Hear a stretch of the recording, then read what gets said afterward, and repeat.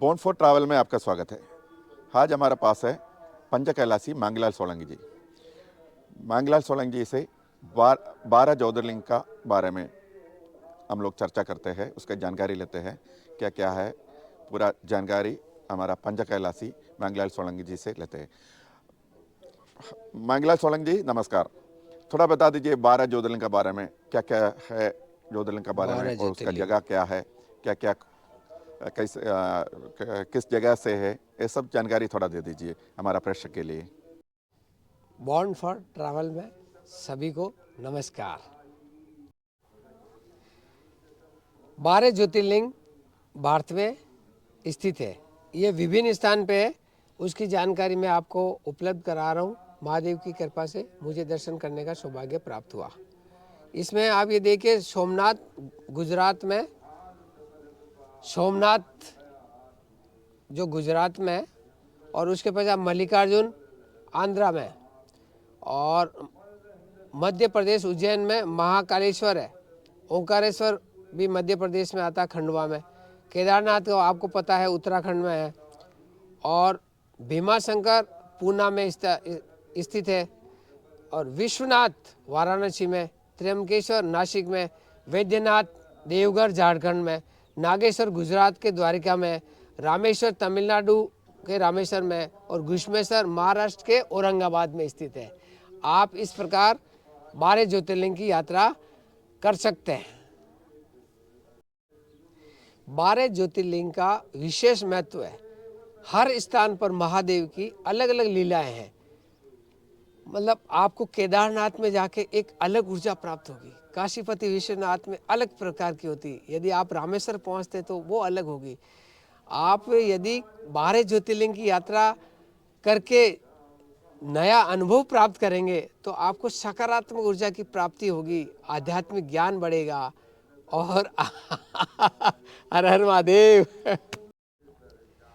12 ज्योतिर्लिंग के यदि आप दर्शन करना चाहते हैं तो एक साथ भी कर सकते हैं, अलग अलग भी कर सकते हैं, और जो आप के लिए उत्तम हो इस प्रकार कर सकते हैं। मेरे 7 ज्योतिर्लिंग हो चुके थे, 5 ज्योतिर्लिंग बाकी रहे थे, तो मैंने महादेव से प्रार्थना करी, महादेव मेरे को 5 ज्योतिर्लिंग करनी है। तो एक हफ्ते के अंदर निरंतर जाने पर मुझे 5 ज्योतिर्लिंग के भी दर्शन हो गए। असंभव कुछ नहीं है महादेव के लिए। हर हर महादेव।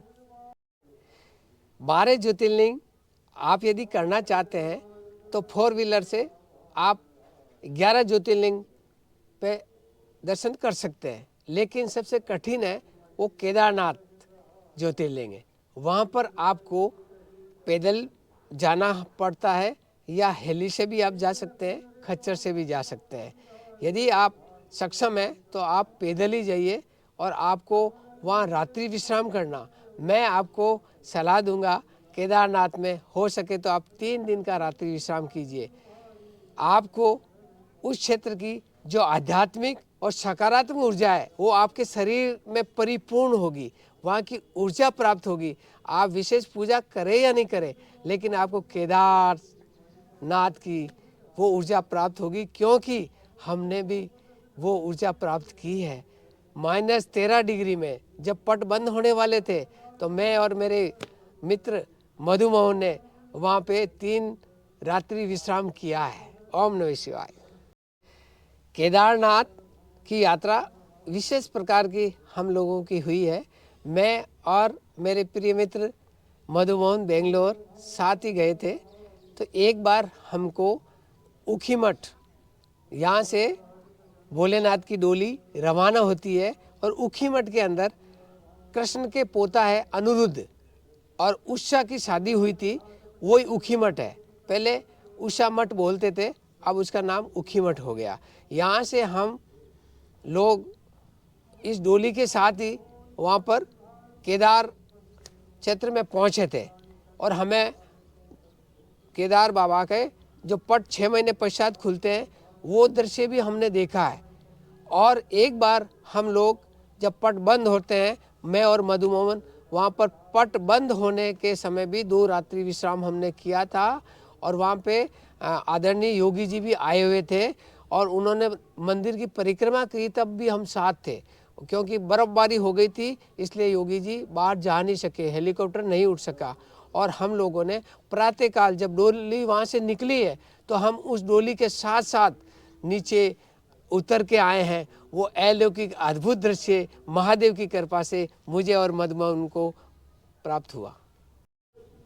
केदारनाथ के दर्शन करने के लिए आपको ऑनलाइन रजिस्ट्रेशन करवाना पड़ता है। रजिस्ट्रेशन प्राप्त होने के पश्चात आप लोग केदारनाथ गौरीकुंड से पैदल भी जा सकते हैं और वहाँ से खच्चर भी ले सकते हैं, और यदि आपको हेली की सुविधा हो तो वो भी आप हेली से भी जा सकते हैं। पंच कैलासी मांगलाल सोलंकी जी, जानकारी के लिए बहुत बहुत धन्यवाद।